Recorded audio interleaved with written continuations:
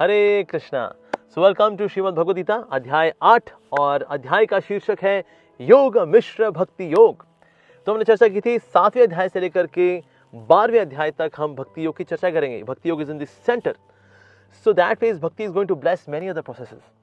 तो कर्म योग हो, ज्ञान योग हो या फिर योग इटसेल्फ, उसको भी अपने फलों को देने के लिए भक्ति देवी पर निर्भर होना पड़ता है। हे मालकिन, हे स्वामिनी भक्ति देवी जी, मैं योग हूँ, मुझको भी अपने फल देने हैं। मेरे पीछे भी कोई भागने वाले लोग हैं, ऐसे लोग हैं जो कि योग करना चाहते हैं, लेकिन देखिए आपके बिना तो मैं भी अपने फल नहीं दे सकता हूँ, तो इसीलिए मैं आपकी शरण में हूँ। तो हालांकि फोकस तो योग पर है, लेकिन आपके आशीर्वाद के बिना तो योग भी अपने फल नहीं दे पाता है। तो इसलिए योग मिश्र भक्ति योग। सो भक्ति योग तो रहेगा ही रहेगा जी। योग का मतलब होता है भक्ति योग, पर अगर योग को भी अपना कुछ फल देने हैं तो उसके लिए उसको भक्ति पर निर्भर तो होना पड़ेगा। So attaining the supreme being, so that's 8th chapter. तो आइए आगे बढ़ते हैं इसके अंदर। अर्जुन ने कहा, हे भगवान, हे पुरुषोत्तम, आप कुछ सवाल पूछने वाले हैं जी। ठीक है जी। ब्रह्म क्या है? ठीक है जी। आत्मा क्या है? सकाम कर्म क्या है? ये भौतिक जगत क्या है? तथा देवता क्या है? कृपा करके ये सब मुझे बताइए। ओके। हे मधुसूदन, मधुसूदन मतलब मधु नाम के राक्षस का वध करने वाले, तो यानी कंफ्यूजन्स के राक्षस का वध करने वाले हैं। तो हे मधुसूदन, यज्ञ का स्वामी कौन है और ये शरीर में कैसे रहता है? और मृत्यु के समय भक्ति में लगे रहने वाले आपको कैसे जान पाते हैं? भाई मृत्यु के समय में भगवान का साक्षात्कार हो जाए, ये कैसे हो पाएगा जी? ये तो बड़ा रेलेवेंट सवाल है। यस, क्योंकि हम सब चाहते हैं भाई मृत्यु का समय हो तो बड़े सुकून की मृत्यु हो, भगवान का स्मरण हो जाए, तो ये कैसे हो पाएगा? तो भगवान अब इसके बारे में चर्चा करेंगे। ओके, तो अगला सवाल, अगला जो श्लोक है वो आ रहा है। तो अगला श्लोक इस प्रकार से है। भगवान ने कहा, अविनाशी और दिव्य जीव ब्रह्म कहलाता है। तो जीव क्या है? वास्तव में ब्रह्म कहलाता है वो। तो ब्रह्म के यानी कई सारी मीनिंग है। ब्रह्म जो है, इट इज नॉट जस्ट निराकार ब्रह्म। ब्रह्म का मतलब क्या है? वो जो कि अविनाशी है और दिव्य है। सो हर वो चीज जो अविनाशी और दिव्य कैटेगरी में आएगी ना, उसको हम ब्रह्म काउंट कर सकते हैं। तो इस दुनिया के अंदर सब कुछ विनाशी है, इसलिए इट इज नॉट रियली ब्रह्म। लेकिन हाँ, भगवान की बहिरंगा शक्ति है, material energy, that is manifestation of that. लेकिन हाँ, ब्रह्म कैसा होता है? वो अविनाशी होता है और दिव्य होता है। निराकार ब्रह्म भी कैसा है? अविनाशी है, दिव्य है वो, इसलिए वो भी ब्रह्म है। आत्मा अविनाशी है और साथ ही दिव्य है, आत्मा भी सच्चिदानंद है, तो इसलिए वो भी ब्रह्म कहलाती है। भगवान वो भी ब्रह्म कहलाते हैं, वो भी भगवान भी अविनाशी है और दिव्य है, तो इसलिए वो भी ब्रह्म कहलाते हैं। लेकिन सारे सब ब्रह्म के सोर्स है वो, इसीलिए पर ब्रह्म कहलाते हैं। सो हर वो चीज which is indestructible and every other thing which is transcendental is known as Brahman. लेकिन हाँ, भगवान पर्टिकुलरली अब हाईलाइट करें किस एस्पेक्ट को? जीव यानी हम लोग ब्रह्म है। ठीक है, ओके। और उसका नित्य स्वभाव क्या है भाई? आध्यात्म है। और तो यहाँ सवाल जो है सारे इंटरकनेक्टेड हैं। ओके, ब्रह्म, अच्छा ब्रह्म की क्वालिटी से ये ब्रह्मा नहीं है जी, ब्रह्मा जी वो दूसरे हैं, 4 मुख वाले ब्रह्मा जी जो कमल बैठे हैं। ये ब्रह्म की बात हो रही है। हर वो चीज जो कि दिव्य है यानी कि ट्रांसेंडेंटल है, और जो इनडिस्ट्रक्टिबल है यानी कि अविनाशी है, इज नोन एज ब्रह्म। तो इसमें काफी सारी कैटेगरीज हैं। पर्टिकुलरली अब जो भगवान यहाँ हाईलाइट कर रहे हैं वो है आत्मा, यानी कि हम लोग। ठीक है जी। सो आत्मा जो है उसके अंदर ये दोनों क्वालिटीज, तो उसको ब्रह्म बोला जाता है। अच्छा, उसका स्वभाव कैसा है? आत्मा का स्वभाव कैसा है? आत्मा का स्वभाव है आध्यात्म।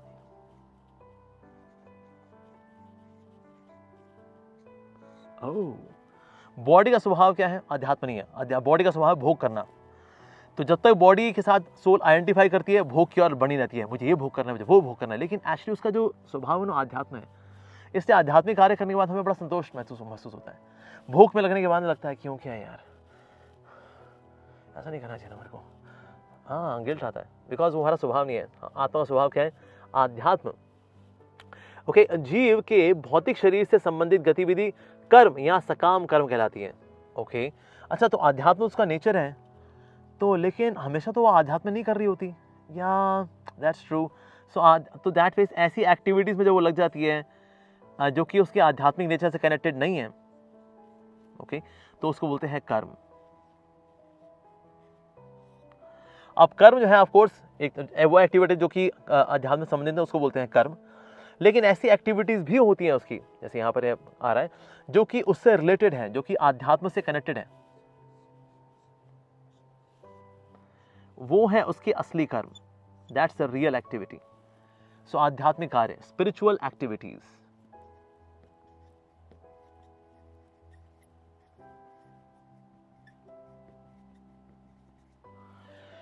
तो यानी सोल को एक्चुअली करने तो ये वाले कर्म चाहिए, लेकिन हाँ जब संसार में आ जाती है तो सोल ना इन कार्यों में लग जाती है जिसमें कि आध्यात्म होता नहीं है। So that is Karma. So law of Karma के अंदर वो वाले कर्म भी करती है, लेकिन ये वाले कर्म करने चाहिए। दिस इज आध्यात्मिक कर्म, स्पिरिचुअल कर्मा, सेवा, भगवान की सेवा, ये उसे करना चाहिए।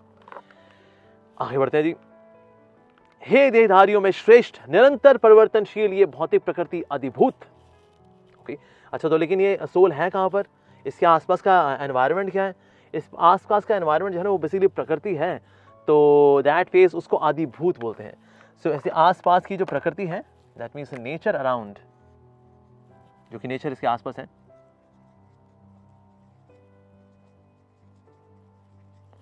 उसको हम बोलते हैं आदिभूत।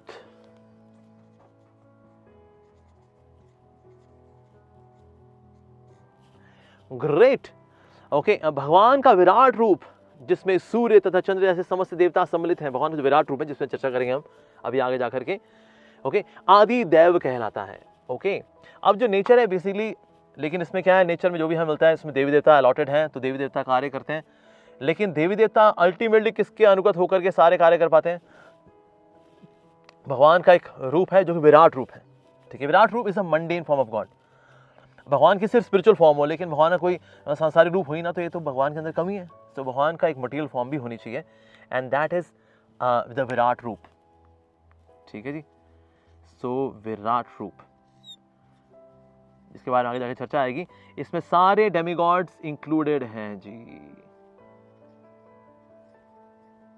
देवी देवता इसी अंडर में आते हैं। सो ये हो गया आदिदेव। तो दैट मीन्स इवन हमारी कोई भी एक्टिविटी है that is controlled by demigod, and demigods are under Virat Roop, so that is आदिदेव।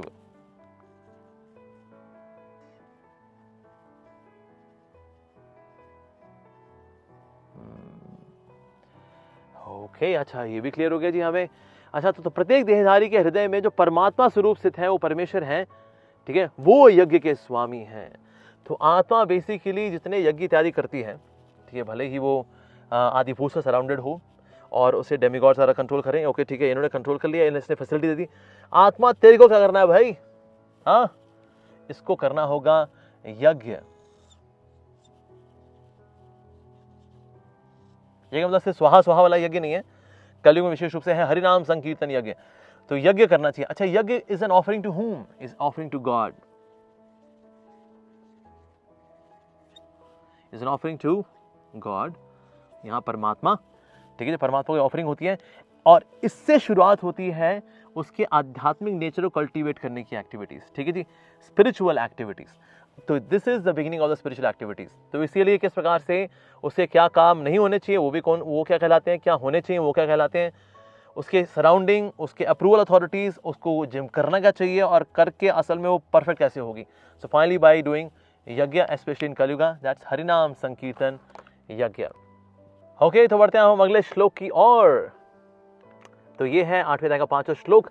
और जीवन के अंत में जो केवल मेरा स्मरण करते हुए शरीर का त्याग करता है, भगवान श्री कृष्ण बता रहे हैं, उनका स्मरण करते हुए त्याग करता है, वह तुरंत ही मेरे स्वभाव को प्राप्त करते हैं। यानी जैसे भगवान सच्चिदानंद है, उसको भी सच्चिदानंद स्वरूप प्राप्त होगा। नॉट दैट कि वो भगवान बन जाएगा, भगवान तो खैर विष्णु तत्व है, भगवत तत्व है, ईश्वर तत्व है, तत्व में नहीं, लेकिन स्वभाव इन द सेंस जैसा भगवान का स्वभाव सच्चित आनंद, उस तरह से उसको भी सच्चिदानंद रूप मिलेगा भगवान की सेवा करने के लिए, हमेशा हमेशा के लिए आनंद में, पूरे ज्ञान में। तो वैसा स्वभाव प्राप्त होगा। वह तुरंत ही मेरे स्वभाव को प्राप्त करता है, इसमें रंच मात्र भी संदेह नहीं है। कोई डाउट करे पता नहीं यार ऐसा होगा नहीं होगा, स्मरण कर लेंगे तो पता नहीं परफेक्ट होगा, अरे संदेह मत करो भाई, भगवान अपनी कंफर्मेशन दे रहे हैं। You need not doubt at all, क्योंकि हे कुंती पुत्र, शरीर त्यागते समय मनुष्य जिस जिस भाव का स्मरण करता है वह उस भाव को निश्चित रूप से प्राप्त करता है। तो जिस व्यक्ति ने जीवन भर जो कार्य किया होगा ना, बार बार बार बार बार बार बार बार बार बार बार बार, तो उसकी चेतना वही रहता है, तो अंत समय वही याद कर पाता है। कोई सोचे ठीक है मैं जिंदगी भर मजा कर लूंगा, आखिरी टाइम में बोल दूंगा ओ कृष्ण भगवान, मैं याद कर लूंगा उनको, और क्या, नहीं तो ना ना ना। मृत्यु के समय में पेन इतना हो रहा होता है, इतना कष्ट का समय होता है, वो कफ पात वित्त से सारा सर भरा होता है, सारी लाइफ का फ्लैशबैक आंखों के सामने आ रहा होता है, मेरे बच्चे, मेरी बीवी, मेरा घर, मेरा गृहस्थी, मेरे प्रमोशन, मेरे अपमान, मेरा दिस दैट, ऐसे करके व्यक्ति मरता है वो। गॉड। और आस पास वाले भी होते हैं, नेगेटिव एनवायरनमेंट बना के रखे होते हैं उस वक्त, मतलब एवरीवन इज वीपिंग, बाबूजी, तो व्यक्ति वैसे उसकी आंखों आगे फ्लैशबैक चल रहा है, ऊपर से रोना धोना, कोई भगवान का नाम नहीं ले रहा होता, तो मतलब वो तो गया काम से जी। सो दैट इज वैसे एंड मौके पे, आखिरी समय पे कोई सोचे भगवान का नाम ले लूंगा, पहले मस्ती कर लूंगा, कर नहीं पाएंगे सर। मृत्यु के वक्त जो लाइफ वर्क किया उसी का फ्लैशबैक चलता है। यस। और जितना ज्यादा व्यक्ति शरीर से आसक्त होता है उतना ज्यादा उसकी दर्दनाक मृत्यु होती है। एक्चुअली पता है मृत्यु का दर्द कितना है? सिर्फ 40,000 बिच्छू अगर आपको एक साथ काटे, on mark get set go, 40,000, that's the pain of death. दूसरी एनालॉजी आती है कि अगर एक कैक्टस लेकर किसी नाभि में डाला जाए और नाभि में डाल करके उसको मुंह से निकाला जाए, उस तरह से प्राणवायु जो है चीरती फाड़ती शरीर से बाहर निकलती है। गॉड। इस अवस्था में कोई सोचेगा मैं भगवान को याद कर लूंगा एंड मौके पे, भले मैं जीवन भर मस्ती की हूँ, ना ना ना ना। One can remember the Lord only if life long व्यक्ति ने अपना जीवन भगवान की सेवा में दिया है अगर, तो उसके संस्कार अब इतने गहरे हो चुके होते हैं कि एंड मौके पे अब उसने जीवन भर किया क्या वही सामने आने वाला है। वेल, उसने जीवन भर भगवान का नाम लिया है तो वही सामने आएगा, कृष्णा। लेकिन जीवन भर अगर किसी और को याद किया, oh senorita, oh Katrina, oh God, God. So that means जिस भाव में हम शरीर छोड़ेंगे फिर हमें अगला जन्म उसी भाव के अनुसार प्राप्त होगा। तो अगर किसी ने हमेशा लड़कियों का पीछा किया है, अरे वाह क्या बात है, क्या दिखती है, ओ ये ओ वो, तो मरेगा तो क्या करेगा, ओ लड़की के बारे में सोचेगा, अगला जन्म इसका लड़की का होगा। जो लड़की मरते हुए लड़के सोचेगी, ओ सच अ हैंडसम गाय, अगला जन्म इसका लड़के का हो जाएगा। फिर ये लड़की का सोचेगा, फिर लड़की बन जाएगी, लड़की फिर लड़के का सोचेगी, लड़का बन जाएगी, वाह क्या बात है। इस प्रकार से जन्म मृत्यु का चक्कर चलता रहेगा, वाह जी वाह। तो जिस भाव में हम शरीर छोड़ते हैं उस भाव में हमको अगला शरीर प्राप्त होता है। So just think where you are investing, जहां हम इन्वेस्ट करेंगे उसी के रिटर्न्स आएंगे, ROI, return on investment. So जहां आप इन्वेस्ट कर रहे हैं वही रिटर्न आने वाले हैं। So life is a preparation, death is a final examination. Yes, आगे बढ़ते हैं जी। अतएव हे अर्जुन, तुम्हें सदैव कृष्ण रूप में मेरा चिंतन करना चाहिए। बाकी और भी निश्चित रूप से भगवानी फॉर्म्स हैं, लेकिन सबसे अधिक आकर्षक अखिल रसामृत मूर्ति, सारे रसों की मूर्ति स्वरूप कृष्णा, उनका उस रूप में भगवान का स्मरण करना चाहिए। तस्मात् सर्वेषु कालेषु माम अनुस्मर युद्ध च। यस, सो दैट इज करना चाहिए, और साथ ही युद्ध करने के कर्तव्य को पूरा करना चाहिए। तो भगवान श्री कृष्ण को स्मरण करिए और युद्ध करिए, ये अर्जुन को बता रहे हैं। तो हमारे लिए भला क्या इंस्ट्रक्शन है इसके अंदर? हमें भी भगवान का स्मरण करते हुए युद्ध करना चाहिए, यानी कि अपनी जिम्मेदारी को निभाना चाहिए। अगर कोई हाउसवाइफ है तो उसकी रणभूमि किचन है, अगर कोई बिजनेस कॉर्पोरेट है तो उसका फिर रणभूमि उसका बिजनेस कॉर्पोरेट है, अगर कोई स्कूल जाने वाला है, कोई कॉलेज आने वाला है तो उसकी रणभूमि उसकी स्कूल है, कॉलेज है, जहाँ उसकी जिम्मेदारी अच्छे से निभानी चाहिए। पर माम अनुस्मरा पहले, फिर उसके बाद फिर अपनी जिम्मेदारियां। तो इसलिए हमें सुबह जल्दी उठना चाहिए, सुबह जल्दी उठ करके भगवान का स्मरण करना चाहिए, and then we should get on to the field. सुबह सुबह क्वालिटी टाइम बिताएंगे भगवान के नाम के साथ, भगवान की कथा के साथ, तो दिन भर में आप जब करेंगे, जो कुछ भी आप करेंगे उसमें आपको भगवान याद होते रहेंगे, याद करने नहीं पड़ेंगे, याद होते रहेंगे। बिकॉज इन द मॉर्निंग मैंने डेट मारी यार भगवान के नाम के साथ, मैंने डेट मारी है मैंने भगवान की लीलाओं के साथ, तो इससे दिन भर में मुझे भगवान को याद करना नहीं पड़ता, भगवान याद होते रहते हैं। सो माम अनुस्मर एंड देन युद्ध च। Yes, that's the way we should do our duty. ऐसा नहीं कि भाई हमने जिम्मेदारी निभा रहे हैं, बस जिम्मेदारी निभा तो रहे हैं हम अपनी, और क्या बस यही होती है, और क्या ये थोड़ी है नाम लो मालाएं फेरो ये करो वो, ये थोड़ी ना होता है। हाँ नहीं तो कुछ लोग ऐसे ही मिलते हैं अजीब गरीब लोग कि बस कर्म ही पूजा है, वर्क इज वर्शिप, मैं जा रहा हूं, मैं जाता हूं, मैं पैसा कमाता हूं, मैं बीवी बच्चे पालता हूं, घर संभालता हूं, यही पूजा है। पर क्या यही पूजा है? नहीं, ये पूजा नहीं है। अच्छा, अगर ये पूजा है भी तो किसकी पूजा है भला? ये तो ये पता नहीं था। अच्छा ओके, किसी पूजा पता नहीं। अच्छा ये थोड़ी पूजा किस तरह, थोड़ा और एक्सप्लेन करिए। वेल देखिए, कोई व्यक्ति सुबह उठता है, सुबह उठता है, वही कहाँ है भाई, मेरे शूज कहाँ है, मेरे सॉक्स कहाँ है, मेरी पैंट कहाँ है, मेरे शर्ट कहाँ है, मेरे ब्रेकफास्ट कहाँ है, मेरे लंच कहाँ है, मेरे यार मतलब तुम्हारी वजह से लेट होते हैं यार, टाइम से तैयार क्या करो सब कुछ, तुम लोग के लिए कमा रहा हूँ मैं, टाइम से तैयार क्या करो। हाँ नहीं तो उसमें जाता है गाड़ी मरता है और फिर गाड़ी चला रहा है, किसी ने ओवरटेक कर दिया, अबे अंधे की औलाद, तुम्हें ऐसे लोगों को लाइसेंस कौन देता है, ऐसे बीच में ओवरटेक कर रहे हो आप, अकल नहीं आपको, दो चार बढ़िया बढ़िया हाई क्लास वाली गाली दी उसको, हाँ नहीं तुम्हारी ऐसी की तैसी, उसके बाद चलते चलते फिर ऑफिस पहुंचता है, काम करते फिर काम कर रहा है, वहाँ ईर्ष्या भी है, प्रतिस्पर्धा भी है, द्वेष भी है, वहाँ पर प्रेशर भी है, क्वालिटी पैरामीटर्स भी है, मीटिंग भी है, निंदा भी है, बैक बाइटिंग भी है, चुगली भी है, पॉलिटिक्स भी करते कराते फिर वापस भी गाड़ी बेचता है, फिर वापस आ रहा है, वापस आते आते फ्लाईओवर पे जाम लगा, फिर खड़ा हुआ यार पहले नीचे जाम लगा करता था, स्यापा हो गई जिंदगी, अब तो हमारा ऊपर जाम लगना शुरू हो गया, क्या यार क्या जिंदगी हो गई हमारी एकदम, मतलब क्यों किसी काम की नहीं जिंदगी यार, चलो यहाँ पर कोई नहीं, फिर संघर्ष करता करता करता गाड़ी में पै पै पू करता करता घर पहुंचता है अंदर जाता टीवी ऑन करता है, एक चैनल, दो चैनल, तीसरा चैनल, कोई ढंग का चैनल नहीं है इन लोगों के पास, कितने पैसे देते हैं इन लोगों को, लेकिन कोई इनके पास ढंग का चैनल नहीं है। भाई बंदा भूखा आता है, कोई उसको खाना मिलेगा नहीं मिलेगा, तुम लोग के लिए आता हो टाइम से खाना तो दे दिया करो, बच्चे आते हैं पापा पापा, अरे क्या है मतलब, क्या तुमसे बच्चे नहीं समझते, क्या तुम्हारे बच्चे, क्या मेरे बच्चे, क्या मेरे अकेले ने पैदा किया, तुम्हारे बच्चे नहीं है मेरे, क्या हम दोनों के बच्चे, तो तुमको भी ध्यान रखना चाहिए, तुम रख लो, अभी खाना मिलेगा, खाना खाता है, टीवी देखता है, फिर सो जाता है। ये पूजा है गॉड, कितनी खतरनाक किस्म की पूजा है ये, जिसमें भगवान का स्मरण है ही नहीं। कृष्ण सिंह माम अनुस्मर युद्ध च, मेरा स्मरण करो युद्ध करो, यानी हमें ड्यूटी पूरी करनी है तो उससे पहले भगवान का स्मरण भी करना बहुत ज्यादा जरूरी है। यस, तस्मात् सर्वेषु कालेषु, यानी हर परिस्थिति में हमें क्या करना चाहिए, माम अनुस्मर, यानी भगवान श्री कृष्ण का स्मरण करना चाहिए, ठीक है जी, और साथ में युद्ध चाहिए, यानी कि हमें अपनी जिम्मेदारी पूरी करनी चाहिए। So this is the instruction for all the गृहस्थस, स्पेशली जो ब्रह्मचारी हो तो ऐसा कर ही रहे, in the morning they are chaining the names of God and throughout the day they are engage in service of Krishna. But अगर गृहस्थ व्यक्ति का देखा जाए तो उसके लिए दिस इज लाइक द सूत्र, तस्मात् सर्वेषु कालेषु माम अनुस्मरा। फर्स्ट इज दिस माम अनुस्मरा, यानी हम 7 बजे उठेंगे, नहाएंगे धोएंगे, खा पी के निकल जाएंगे, सर माम अनुस्मरा तो हुआ ही नहीं, इसके अंदर भगवान का स्मरण तो हुआ ही नहीं। देन इसलिए फिर युद्ध क्या होता है, फिर वाकई में युद्ध बन जाता है, और फिर हम घायल होकर के शाम को तीर खाए हुए आते हैं, अब फिर क्या पूजा कोई करेगा भाई, ओहो।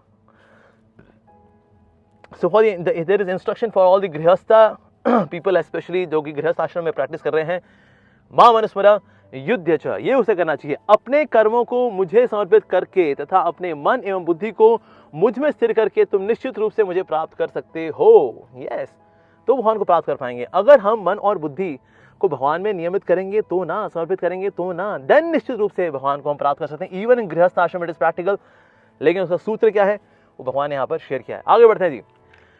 हे पार, जो व्यक्ति मेरा स्मरण करने में अपना मन निरंतर लगाए रखकर अविचलित भाव से भगवान के रूप में मेरा ध्यान करता है, वह मुझको अवश्य ही प्राप्त करता है। तो ओके, मन निरंतर लगाए रख करके, तो भगवान शुरू में जो है मन नहीं लगता, ठीक है जी, तो अगर जब मन नहीं लगाना, कम से कम इंद्रियों को लगाइए, ठीक है। जैसे मान लीजिए कोई व्यक्ति बोले जी शास्त्र ना पढ़ने मेरा मन नहीं लगता, कोई बात नहीं, मन नहीं लग रहा ना, तो कम से कम इंद्रियां लगाए यार, इंद्रियां लगेंगी, धीरे धीरे करके एक दिन मन भी लग जाएगा। तो फिर जब मन अविचलित भाव से जब भगवान के रूप में ध्यान करेगा तो वह अवश्य ही भगवान को प्राप्त कर पाएगा। So that means in the beginning it can be just senses and gradually the mind as well, intelligence as well. Best is हमारी ego भगवान की सेवा में लग जाए। That means we identify ourselves as servants of Krishna. That is the best. Okay, अगला श्लोक आता है। मनुष्य को चाहिए कि परम पुरुष का ध्यान सर्वज्ञ पुरातन नियंता लघुतम से भी लघुतर प्रत्येक के पालन करता समस्त भौतिक बुद्धि के परे अचिंत्य तथा नित्य रूप में करे। वे सूर्य की भांति तेजवान है और इस भौतिक प्रकृति के परे दिव्य रूप है। Yes, so he is having transcendental form.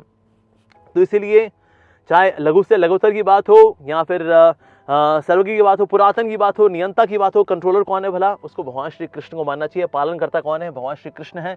अगर वो ये मान के चलता है तो फिर ऐसा व्यक्ति वास्तव में जीवन की सिद्धि को प्राप्त कर पाएगा। क्यों? क्योंकि वो भगवान के दिव्य रूप में विश्वास रखता है। ओके, मृत्यु के समय जो व्यक्ति अपने प्राण को बाहों के मध्य स्थिर कर लेता है और योग शक्ति के द्वारा अविचलित मन से पूर्ण भक्ति के साथ परमेश्वर के स्मरण में अपने को लगाता है, वह निश्चित रूप से भगवान को प्राप्त करता है। तो क्योंकि ये क्या है, ये योग मिश्र भक्ति है, ठीक है जी। तो इसीलिए भक्ति की बातें तो होंगी, भगवान पे तो ध्यान लगेगा, लेकिन साथ ही ये वाला ध्यान भी लगेगा। एक तो है उनकी सेवा में ध्यान लगाना, एक है योग की एक्टिविटीज में भगवान के ऊपर ध्यान लगाना। तो इसीलिए यहाँ पर ऐसा बता रहा है क्योंकि भ्रिकुटी के बीच में, बाहों के बीच में यहाँ पर ध्यान लगाएगा वो। जो वेदों के ज्ञाता हैं, जो ओमकार का उच्चारण करते हैं, और जो संन्यास आश्रम के बड़े बड़े मुनि हैं, वे ब्रह्म में प्रवेश करते हैं, यानी दिव्यता को प्राप्त करते हैं। ऐसी सिद्धि की इच्छा करने वाले ब्रह्मचर्य व्रत का अभ्यास करते हैं। अब मैं तुम्हें वह विधि बताऊंगा जिससे कोई भी व्यक्ति मुक्ति लाभ कर सकता है। ओके, सो दैट मींस जो ब्रह्मचर्य व्रत का पालन कर रहे हैं उनके लिए सबसे जरूरी है श्रवण करना, सुनना भगवान के बारे में, और ओमकार यानी भगवान के नाम का उच्चारण करना। सो ओमकार इज राधा कृष्णा, अ इज कृष्णा, उ इज ऊर्जा, वह मतलब जीवात्मा जो कि राधा कृष्ण की सेवा करती है. So that means Hare Krishna mahamantra, Om and Hare Krishna, they are one and same. Of course Hare Krishna mahamantra has got more rasa, more mercy. तो that means that's there.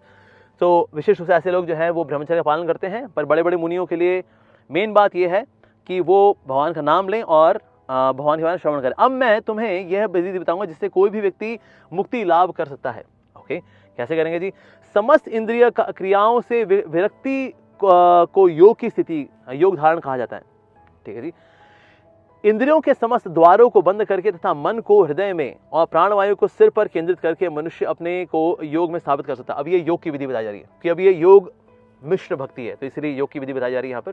Okay, next is, इस योगाभ्यास में स्थित होकर तथा अक्षरों के परम संयोग यानी ओंकार का उच्चारण करते हुए यदि कोई भगवान का चिंतन करता है और अपने शरीर का त्याग करता है तो वह निश्चित रूप से आध्यात्मिक लोकों को जाता है. ओके, हे अर्जुन, जो अन्य भाव से निरंतर मेरा स्मरण करता है उसके लिए मैं सुलभ हूं, क्योंकि वह मेरी भक्ति में प्रवृत्त रहता है.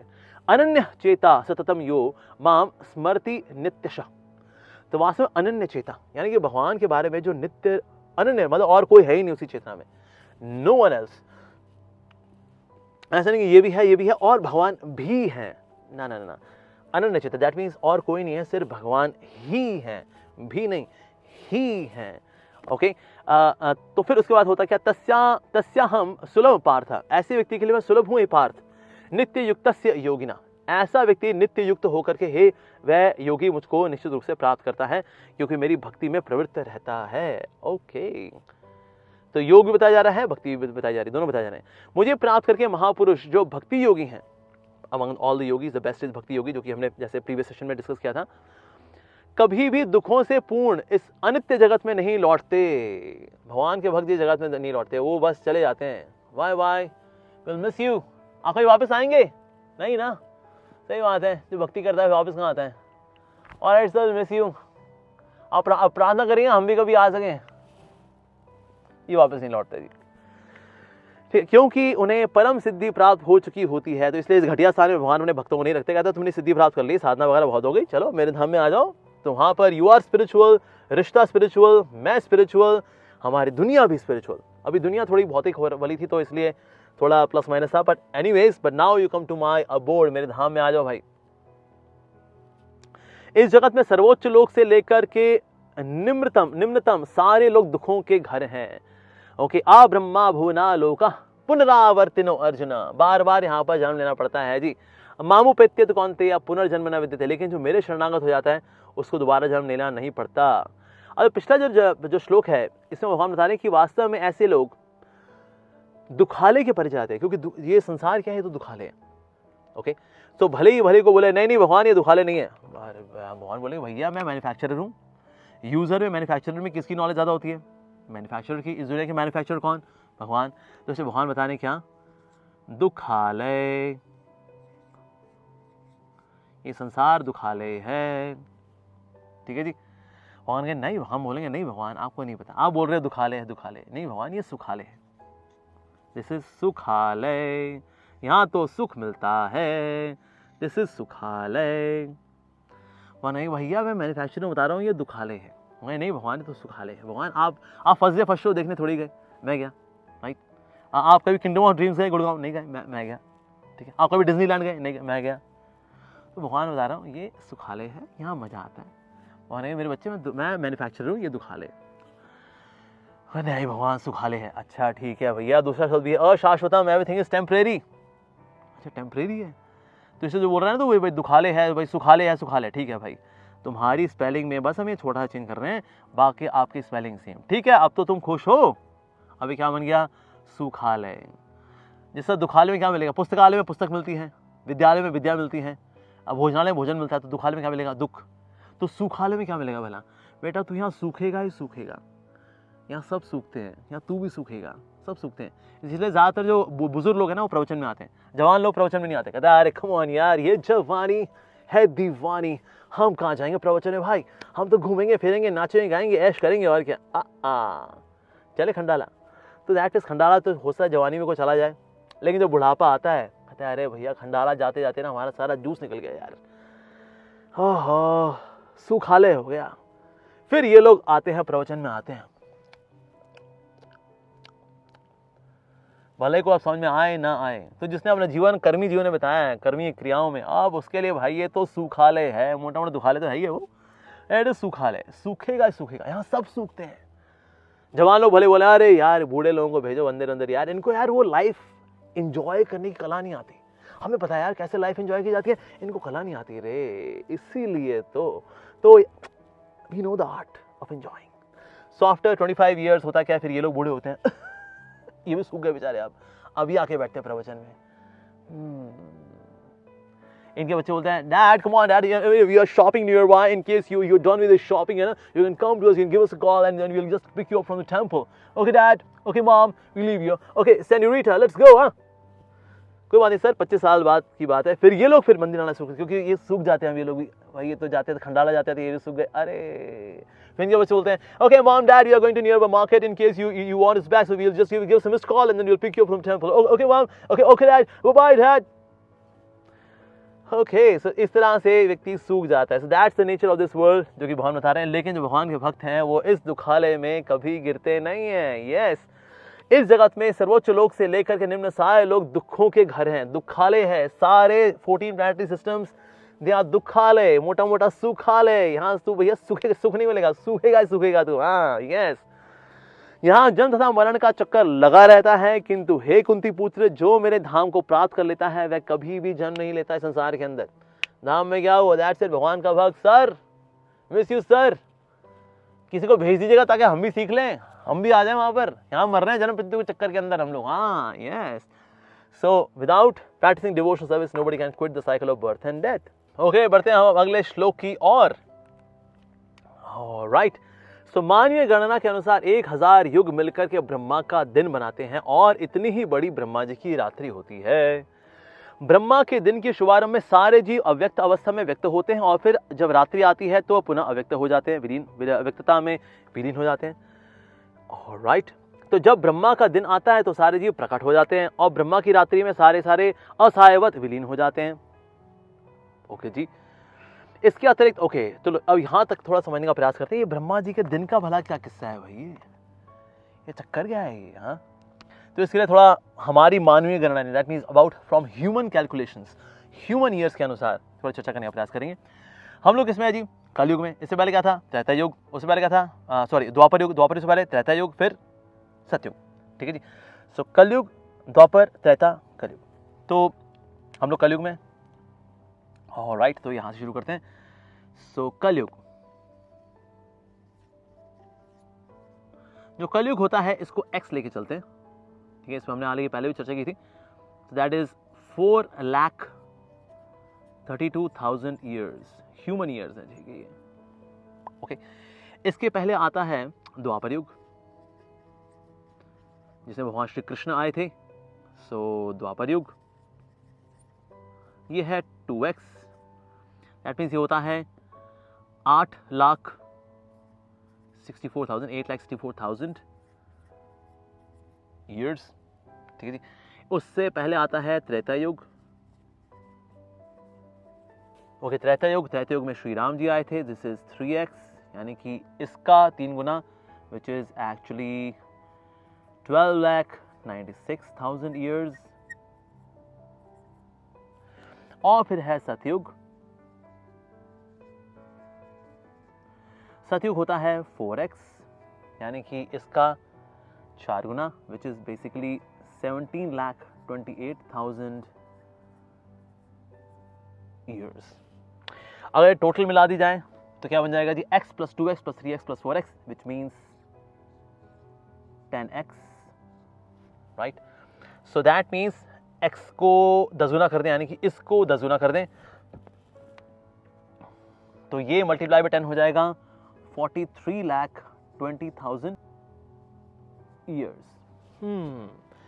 ओके, अब एक बार जब सतयुग, त्रेता, द्वापर, कलयुग बीत जाते हैं, ठीक है जी, और यानी कि इतना समय टोटल बीत जाता है, this is a grand total, इसको बोलते हैं एक महायुग या एक दिव्य युग। ठीक है जी,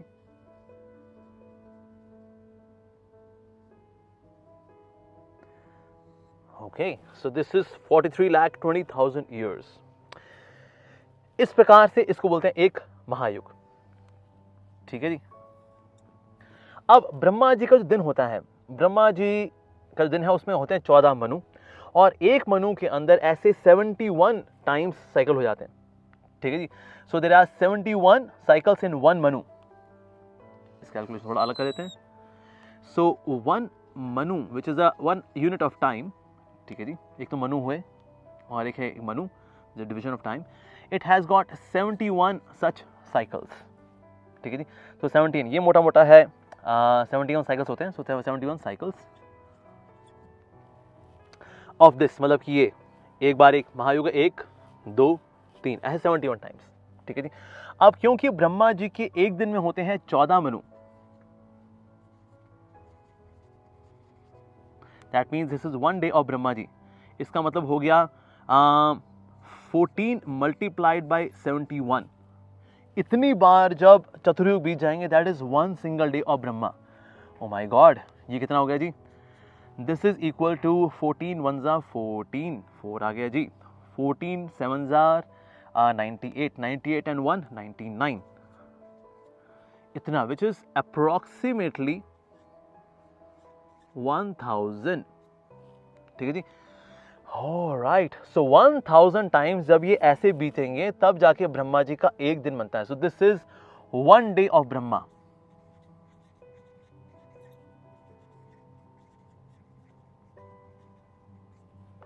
ओके, जितना ब्रह्मा जी का दिन होता है इतनी ही ब्रह्मा जी की यात्रा होती है। यानी कि अगर 1000 बार चतुर्युग बीते हैं, अगर ये 4 युग अगर 1000 बार बीते हैं, that is the day.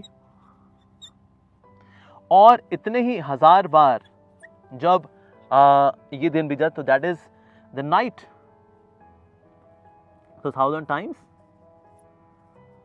चतुर्युगा, that means the 4 yugas, 1000 times, तो उससे नाइट बनती है ब्रह्मा जी की। ओ इतनी बार के times 4 yugas, they make the day of Brahma जी।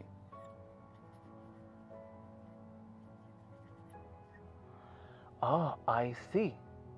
तो जब ये नाइट आती है तो बताया जा रहा है कि ओके उस वक्त अव्यक्त हो जाता है। अव्यक्त का मतलब क्या होता है? बेसिकली अव्यक्त का मतलब है कि all the living entities are there with Garbhodaksha Vishnu. अच्छा, अभी गर्भोदक्ष विष्णु कौन है जी?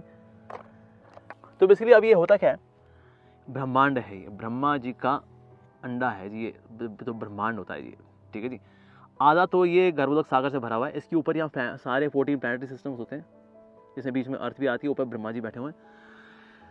ओके, तो होता है जब Brahma ji is now taking rest, यहाँ ब्रह्मा जी बैठे हुए हैं ऊपर यहाँ पर। ठीक है जी। So then all the living entities they are with Garbhodaksha Vishnu. यहाँ पर भगवान विष्णु विराजते हैं, ठीक है, अपने अनंत शेष के ऊपर। So he is taking rest and mother Lakshmi is there with him. So all the living entities they are there with the Garbhodaksha Vishnu, क्योंकि भाई मैनेजमेंट संभालने के लिए ब्रह्मा जी है नहीं, उनकी रात्रि होगी, he is taking rest now. जब फिर से उठेंगे then all the living entities who are here, अव्यक्त रूप में है जब भगवान के साथ, ये वापस अपने अपनी जगह पे चले जाते हैं depending on their karma matrix. तो वापस then they resume like that. तो इस प्रकार से यहाँ पर दिन और रात्रि की चर्चा आ रही है। Okay, so this is what we have discussed about. So this is relativity of time. So this is, ये जो है सब आ रही है ह्यूमन ईयर्स की कैलकुलेशन में। ठीक है जी। So that phase relativity of time जो एल्बर्ट आइंस्टीन ने बताई, एक्चुअली उसी का ये डिटेल फॉर्म है। That in on higher planetary systems वहाँ टाइम की रिलेटिविटी कुछ और है एक्चुअली। जैसे डेमीगॉड्स होते हैं, हमारे यहाँ का 6 महीना उनके यहाँ की दिन होता है, और हमारे यहाँ का फिर अगला 6 महीना उनके यहाँ की रात्रि होती है। जब बेसिकली मकर संक्रांति आती है, मकर संक्रांति से लेकर के जब कर्क राशि तक का, यानी कि ये 6 महीने होते हैं दोपहर, ये जो समर्स के जो 6 महीने होते हैं, ठीक है, जनवरी से लेकर के मोटा मोटा जुलाई तक अगर बोलें, उसको बोलते हैं उत्तरायण। ठीक है जी। सो दैट मीन्स जनवरी से लेकर के जुलाई तक का जो समय है उसको बोलते हैं हम लोग Uttarayana, which is the day time of the demigods. ठीक है जी। और इसी प्रकार से अब जो विंटर्स का समय, जो हमारे यहाँ के 6 महीने बीते हैं, जो second half of the year है, ठीक है जी, दैट मीन्स अब ये मोटा मोटा अगस्त से लेकर के दिसंबर तक का जो समय होता है, दैट इज नोन एज दक्षिणायन।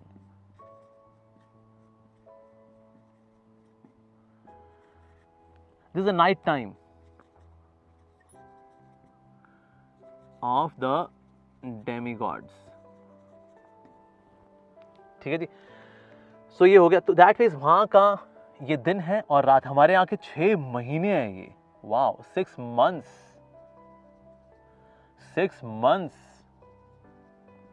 सो this known as relativity of time.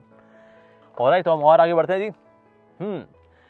इसके अतिरिक्त एक अन्य अव्यक्त प्रकृति है जो शाश्वत है और इस अव्यक्त तथा अव्यक्त पदार्थ के परे है। यह पराश्रेष्ठ और कभी ना नाश होने वाली है। जब इस संसार का सब कुछ लय हो जाता है तब भी उसका नाश नहीं होता। तो ये भगवान के धाम की बात हो रही है। भगवान के धाम का नाश नहीं होता है जी। जैसे जगत के अंदर जो है देयर कैन बी चेंजेस, ठीक है जी। हाँ, प्रलय भी होती रहेगी, सृष्टि होती रहेगी, मेंटेनेंस और फिर प्रलय, फिर क्रिएशन, मेंटेनेंस, प्रलय, क्रिएशन, मेंटेनेंस, प्रलय चलता रहता है। पर ऐसी कोई जगह भी है ना ये सब नहीं होता हो? यस है। वो एक आध्यात्मिक जगत भी है जहाँ भगवान निवास करते हैं। सो विच इज तद्धाम परमम, तो भगवान उसके बारे में बताएंगे नो डाउट, जिसे वेदांती अप्रकट और अविनाशी बताते हैं। ठीक है जी। और जो परम गंतव्य है भगवान का धाम, जिसे प्राप्त कर लेने पर कोई वापस नहीं आता। भगवान के धाम जा करके कोई वापस नहीं आता जी। वहाँ किसी को इंटरेस्ट भी नहीं नीचे जाने में, किसी को होश भी नहीं होता है। भगवान में सब इतने खोए होते हैं, किसी को होश भी नहीं होता कि हम जाएं, नीचे जाएं, कनॉट प्लेस में शॉपिंग कराएं, हमें थोड़ा घूम फिर आएं वहाँ हॉलीवुड में, जॉलीवुड, बॉलीवुड, टॉलीवुड में। अरे होश ही नहीं किसी को भाई।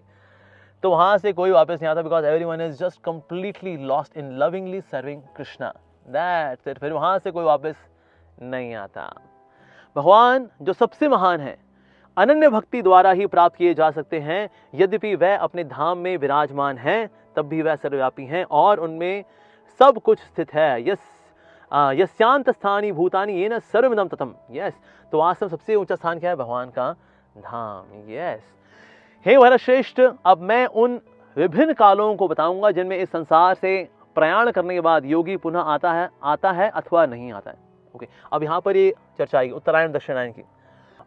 जो परब्रह्म के ज्ञाता हैं, ओके, यानी भगवान श्री कृष्ण के बारे में जानते हैं, वे अग्निदेव के प्रभाव में, प्रकाश में, दिन के शुभ क्षण में, शुक्ल पक्ष में, या जब सूर्य उत्तरायण में रहता है, उन 6 मासों में इस संसार से शरीर त्याग करके परब्रह्म को प्राप्त करते हैं। सो बेसिकली योगियों के लिए, दिस नॉट फॉर डिवोटीज। ठीक है जी। तो जो योगी धुएं, रात्रि, कृष्ण पक्ष में या सूर्य के दक्षिणायन रहने के 6 महीनों में दिवंगत होता है, वह चंद्रलोक को जाता है, किंतु वहां से उसको पुनः पृथ्वी पर आना पड़ता है। ठीक है जी, यानी टेम्परेरी मुक्ति मिलती है अगर कोई दक्षिणायन में, यानी देवताओं के रात्रि के समय में अगर शरीर छोड़ता है तो वैदिक मतानुसार इस संसार में प्रयाण करने के 2 मार्ग हैं। एक प्रकाश का मार्ग, बेसिकली दिन का समय जो देवताओं का है, दूसरा अंधकार का, दक्षिणायन, नाइट ऑफ द डेमीगॉड्स। ठीक है।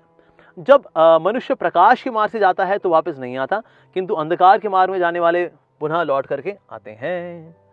हे अर्जुन, यद्यपि भक्तगण इन दोनों मार्गों को जानते हैं, किंतु वे मोहग्रस्त नहीं होते, अतः तुम भक्ति में सदैव लगे रहो जी। तो ये योगियों के लिए है। ठीक है। उत्तरायण दक्षिणायन वेट करना पड़ेगा। कई योगी लोग, मेरी शक्ति होती है, मैं शरीर कब छोड़ूंगा, मैं उत्तरायण में ही छोड़ूंगा, दक्षिणायन में नहीं छोड़ना जी, वापस आना पड़ेगा मेरे को। ये सब कैलकुलेशन योगियों के लिए है जो कि भगवान की भक्ति नहीं करते।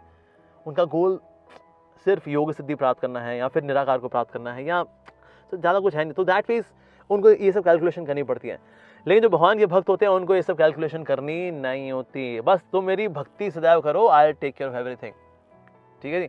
जो व्यक्ति भक्ति मार्ग स्वीकार करता है वे वेदाध्ययन, तपस्या, दान, दार्शनिक तथा सकाम कर्म करने से प्राप्त होने वाले फलों से वंचित नहीं होता। भाई सब मिल जाता है, जो मिलने वाला है सबको, योगी शोगी दिस ज़्यादा को भगवान के भक्तों भगवान यही दे ही देते हैं automatic as a side product. Main product is bhakti, भगवान भक्ति देते हैं उसको। ओके। वह मात्र भक्ति संपन्न करके इन समस्त फलों की प्राप्ति करता है और अंत में परम नित्य धाम को प्राप्त करता है। सो अल्टीमेटली वो yogi, that is the topmost yogi basically. ये पूछा कि श्री प्रभुपाद जी से, श्री प्रभुपाद आप कह रहे हैं कि ना अंतिम समय में हमें भगवान श्री कृष्ण का स्मरण करना चाहिए, लेकिन मैं अगर अंत समय में भगवान का स्मरण नहीं कर पाया तो? प्रभुपाद ने कहा बात तो सही है, लेकिन मैं तुमको क्या करने के लिए बोला है? श्री प्रभुपाद आपने बोला है कि ना आप 16 माला हरे कृष्ण महामंत्र का जप किया करो और 4 नियम का पालन किया करो। No meat eating, no gambling, no intoxication, no illicit sex, 4 नियम का पालन करो, चैंट हरे कृष्णा। तो प्रभुपाद ने कहा तो फिर करो। या प्रभुपाद ये तो मैं पूछ रहा हूँ कि अगर मैंने ये सब कुछ किया उसके बावजूद भी अगर मैं मतलब मृत्यु के समय में कृष्ण को नहीं याद कर पाया तो? प्रभुपाद ने कहा ओह आई सी। अच्छा, लेकिन मैं तुमको करने के लिए क्या बोला है? क्या श्रील प्रभुपाद आपने बोला है कि हमें 16 वाला हरे कृष्ण महामंत्र का जप करना चाहिए, 4 नियमों का पालन करना चाहिए, no meat eating, no intoxication, no gambling, no illicit sex. तो प्रभुपाद ने ओके आई सी तो तुम करो ना। क्या प्रभुपाद जी यही तो मैं पूछ रहा हूँ आपसे, अगर मैंने ये सब कुछ किया उसके बावजूद भी अगर मैं कृष्ण का स्मरण नहीं कर पाया तो श्रील प्रभुपाद जी ने कहा that is not your responsibility, that is my responsibility. तुम बस भगवान का नाम लो और ये नियम का पालन करो। मैं I bring Krishna to your remembrance, मैं लेकर के आऊंगा कृष्ण को तुम्हारी स्मृति में, तुमको कृष्ण को याद करने की चिंता नहीं करनी। You just give your life in chanting the Holi names, भगवान का नाम लेने में अपना जीवन लगा दो, मैं कृष्ण को लेकर के आऊंगा। और ये भगवान का शुद्ध भक्त बोल सकता है, हम तो नहीं बोल सकते, जो उनके धाम से हैं, नित्य सिद्ध वैष्णव हैं श्री प्रभुपाद जी, वैसे बोल सकते हैं। So you don't have to remember Krishna in your last moments, I will bring Krishna to your memory, that is Shri Prabhupada promise. और कृष्ण आते भी हैं ऐसे भक्त के जीवन में, कहते को याद करने की जरूरत नहीं है, मैं जानता हूँ you currently you are leaving the body, I'll come to your remembrance। Krishna आते हैं ऐसे भक्त के जीवन में एन मौके पर, और उसकी स्मृति होकर के and then he goes back home, back to God. क्योंकि जो भगवान को याद करता है एन मौके पे, यानी कि अंतिम समय में वो भगवान के धाम जाता है, तो भगवान उसकी स्मृति में आते हैं। That is the glory of भक्ति एक्चुअली। बाकी जो योगी जन होते हैं, चाहे कर्म योगी, ज्ञान योगी, अष्टांग योगी, इनको याद करने के लिए सब सोचना पड़ता है, उत्तरायण, दक्षिणायन, सही समय, बुरा समय, शुभ मुहूर्त हो, शुक्ल पक्ष हो, ये सब सोचना पड़ता है उनको। लेकिन भगवान के भक्तों को ये सब सोचना नहीं पड़ता। जैसे आपने देखा बंदरिया का बच्चा होता है ना, वो बंदरिया को पकड़े रखता है, तो बंदरिया हवा कूदती रहती है, उसकी सारी जिम्मेदारी उसकी होती है कि ना वो अपनी माँ को पकड़ा रहे। ये है बाकी योगिक प्रोसेस, चाहे कर्म योग, ज्ञान योग, अष्टांग योग। लेकिन भक्ति योग कैसा है? बिल्ली के बच्चे के जैसा।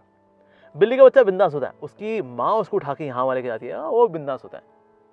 सो दैट वे जो भगवान का भक्त है, अरे वो तो मृत्यु के सर पे पांव रख करके धाम जाता है वो, and never ever comes back to this material world. Alright, so I think we are done with this chapter. Hare Krishna, Krishna Krishna, Hare Hare, Hare Ram, Ram Ram, Hare Hare. Thank you very much. Hare Krishna.